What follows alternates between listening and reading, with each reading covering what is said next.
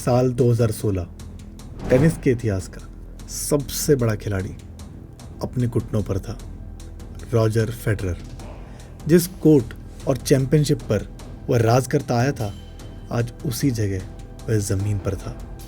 और ये ऐसा दृश्य था जिसकी कोई भी कल्पना नहीं कर सकता था, ना ही रॉजर फेडरर और ना ही टेनिस को देखने वाले दर्शक। जिस प्लेयर को देखकर लोगों ने टेनिस देखना और खेलना शुरू किया था, आज उन्हीं लोगों के सामने वह हार कर आंखों में आंसू लिए खड़ा था। एक समय था वो जिस भी टूर्नामेंट में जाता था ना, उस टूर्नामेंट को जीतने का सबसे प्रबल दावेदार होता था।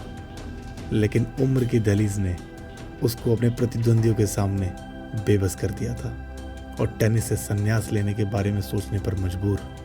और ऐसा कुछ बचा भी नहीं था जो उसने टेनिस में अचीव ना किया हो।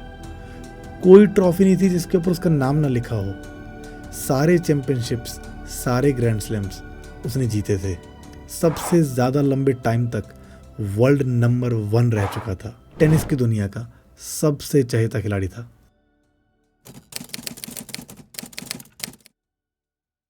जब वह हार कर वापस गया तो उसके पास वापस लौटने का कोई रीज़न नहीं था।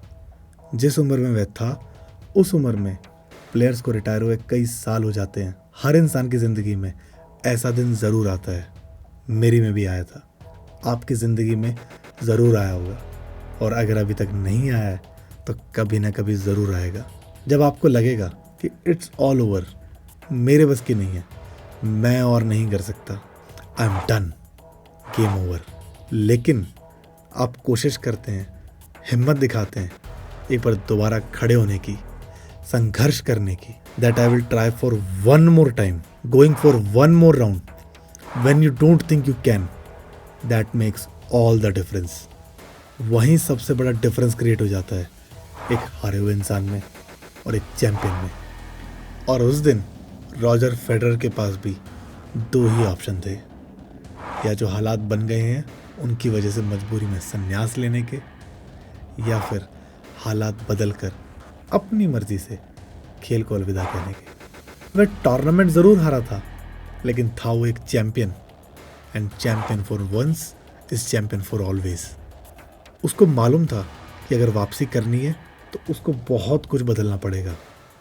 फिजिकल के साथ साथ एक मेंटल जंग लड़नी पड़ेगी, और उसने निर्णय लिया कम बैक करने का।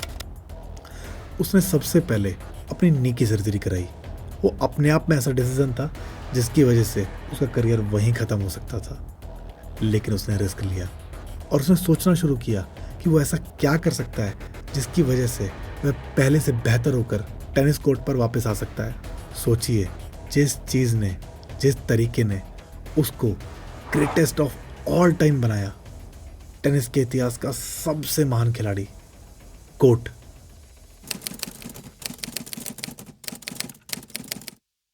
वह जानता था कि उम्र उसकी साइड नहीं है, वो पहले की तरह तेज नहीं है, वो लंबी लंबी रैलीज नहीं कर सकता है। उसको अपना बैकएंड, जो सारे ओपोनेंट्स टारगेट करते हैं, पहले से मजबूत करना होगा। सर्विस को और धारदार बनाना होगा, और उससे भी बड़ा डिसीजन रैकेट साइज चेंज करने का। जिस रैकेट साइज से वो 18 साल के प्रोफेशनल करियर के अंदर सब कुछ जीत चुका था, उसको चेंज करने का डिसीजन, जो कोई भी टेनिस प्लेयर लेने से डरता है। और सबसे मुश्किल डिसीजन, अपने आप को विश्वास दिलाना कि वो दोबारा कर सकता है। यह सब सुनने में कितना आसान लगता है ना, एक फिल्म की कहानी की तरह लगता है। जो आज तक आप करते आए हो वो सब चेंज करने का, जिसने आपको वर्ल्ड चैंपियन बनाया वो चेंज करने का। And he decided to make the change we never make. और 6 महीने के लिए दुनिया की नज़रों से गायब हो गया।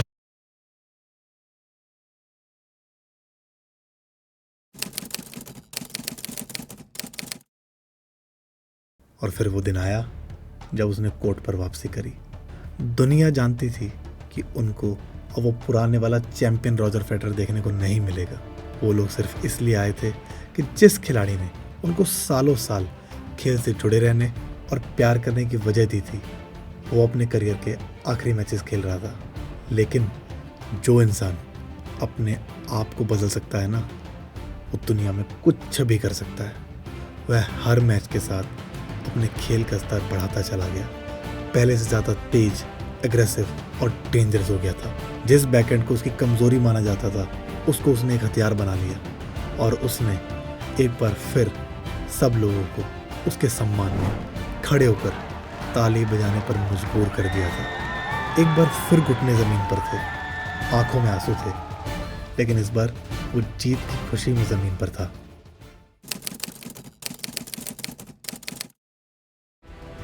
और फिर सिलसिला शुरू हुआ, trophies after trophies, championships after championships और ग्रैंड स्लैम जीतने का। जिस उम्र के अंदर टेनिस के खिलाड़ी रिटायर होकर कोचिंग या कॉमेंट्री कर रहे होते हैं, उस उम्र में Australian Open, Wimbledon, Halle Open, Miami Open, Swiss Indoors, Indian Wells Masters, एक के बाद एक टूर्नामेंट जीतकर ट्रॉफीज की झड़ी लगा दी।